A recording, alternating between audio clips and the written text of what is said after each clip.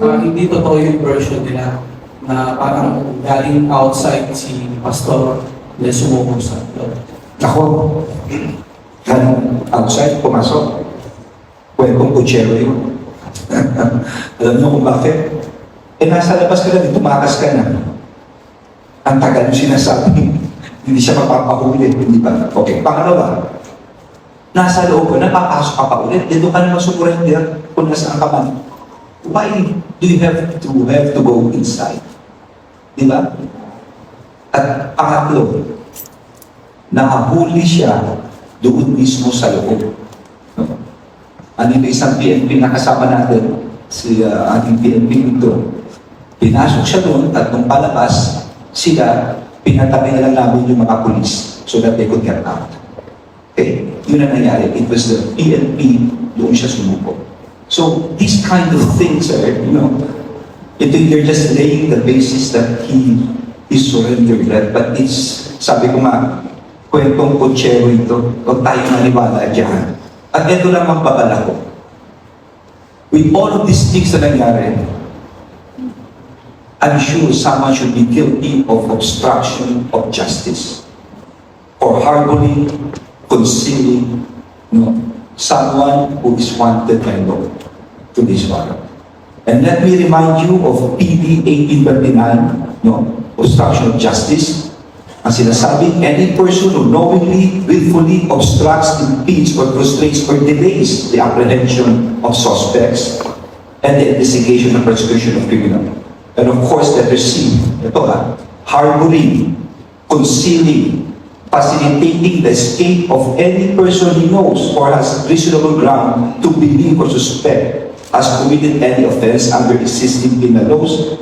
And letter I, giving of false or fabricated information to mislead or prevent the law enforcement agencies from apprehending offender or from protecting the life or property of the victim, or fabricating information from the data gathered in confidence by investigator. So, I'm sure maraming papasok dito. Bakit? Sabi nga, Chief, maraming panilin lang na ginawa.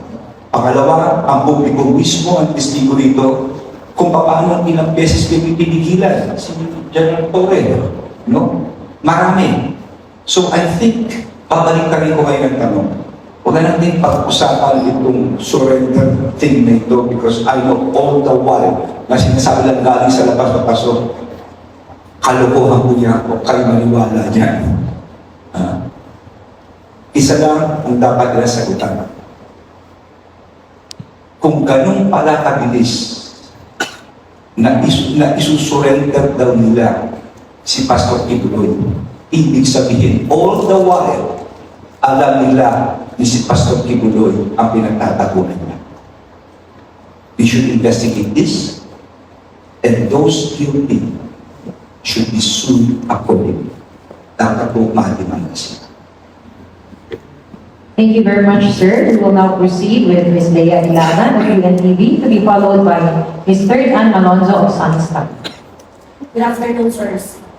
Sir, hindi lang yung mga miyembro at yung mga supporter ni Pastor ang humarang sa inyo sa mga pulis sa pagsaserve ng warrant. Kahit hindi na pa. Meron ba kayong mga kakasuhan doon? At meron bang kilalang personalidad na kakasuhan ng PNP? At sino-sino po ang mga ito? Kung ako dapat sa mga nangyari, papakumpal ko ito kay Chief PNP at sa ating mga sa PNP. Para tingnan na lang. Kasi tingnan nyo naman, what if balik ka rin natin ang kwento? Ngayon, masaya tayo rito. Masaya tayo. What if balik tayo? What if hindi namin nakita si Pastor Kibuloy? Malamang, people will be calling for my resignation. They will be calling for the head of General Marbil or General Torre at that. Ito mga tao, pabalitan natin. At sinabi nga ng council niya, binantaan kami dalawa, na maski mag-retire daw siya, katakot-takot na demanda aabutin daw namin. Kaming tatlo. Just to show you a few things, andiyan ba yung mga demanda ko? Pakilabas na. These are just of the cases na kinal sa amin para lang alam po ninyo.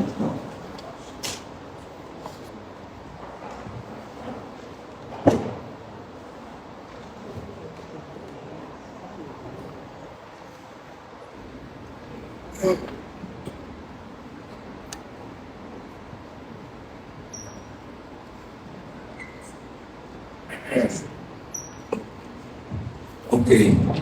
Ito yung final sa amin, no? Ako, kasama ko si, Matter of Writ of Amparo and habeas data in favor of petitioners in the of Jesus. No?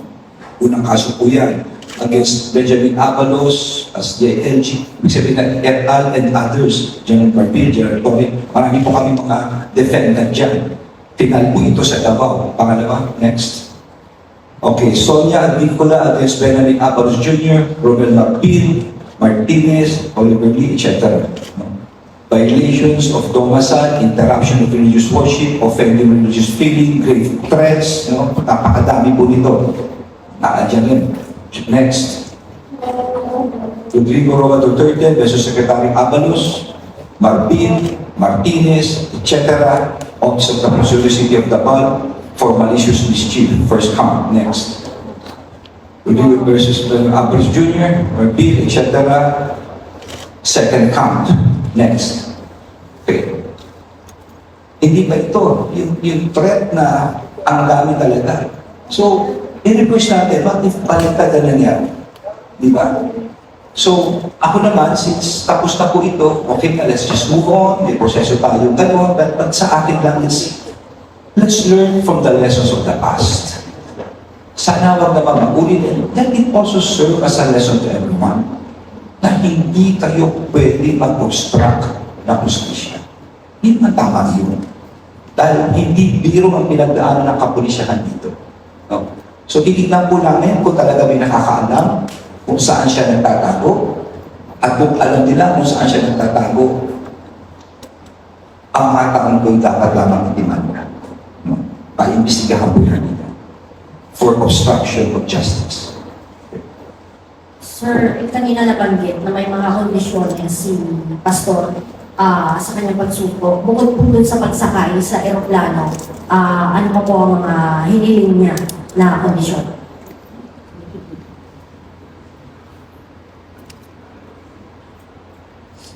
Natatawa ko. Pero wala akong alam, ha?